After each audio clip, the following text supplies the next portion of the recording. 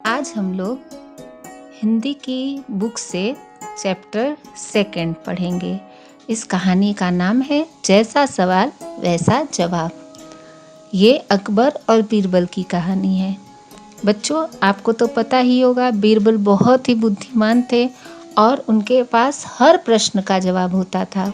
इसीलिए बादशाह अकबर उन्हें बहुत पसंद करते थे, जिसके कारण कि कुछ दरबारी बीरबल से जलते थे। अकबर के दरबार में ऐसे ही एक दरबारी थे, ख्वाजा सरा।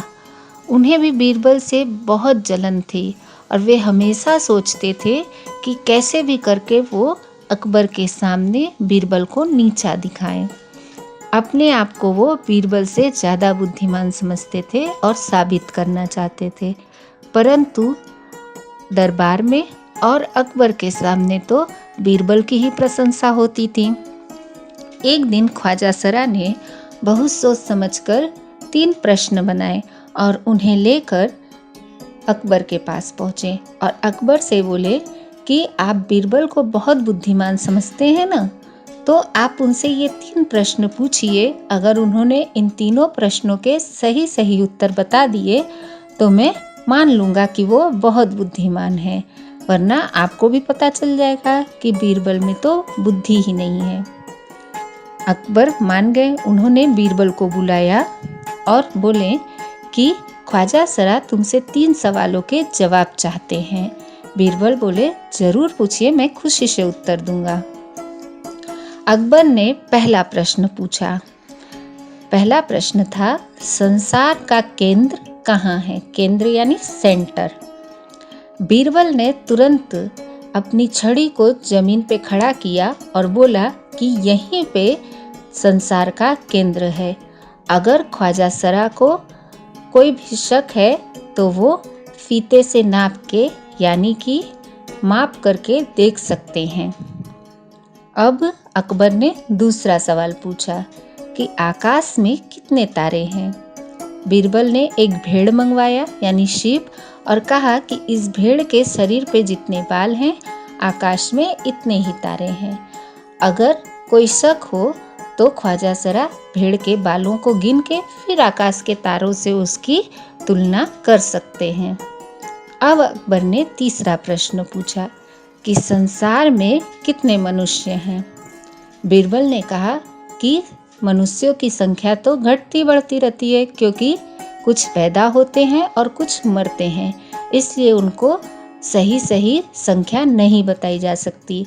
किंतु हाँ, अगर सबको एक जगह इकट्ठा किया जाए तो उनको गिनकर संख्या बताई जा सकती है। अकबर तो बीरबल के जवाब से खुश हो गए, किंतु ख्वाजा सरा को गुस्सा आया और उसने मुंह बनाकर कहा कि ऐसे गोल गोल जवाब देने से काम नहीं चलेगा, ऐसे जवाब नहीं होते।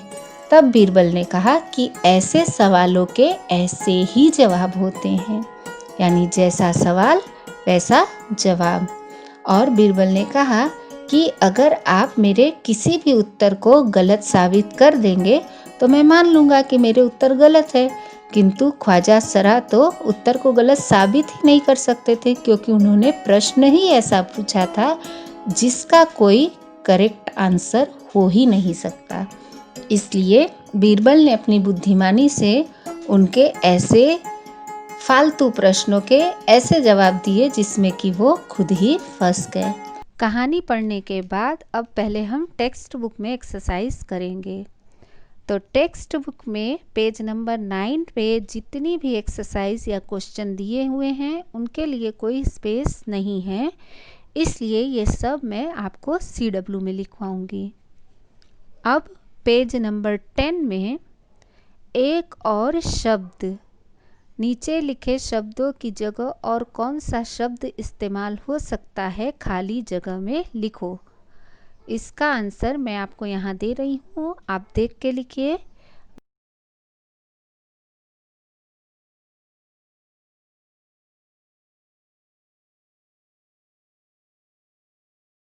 बाकी की जो भी चीज़ें हैं, यानी जो भी क्वेश्चन है, मुहावरे और क्वेश्चन, उन सब का आंसर मैं आपको CW में लिखवाऊंगी।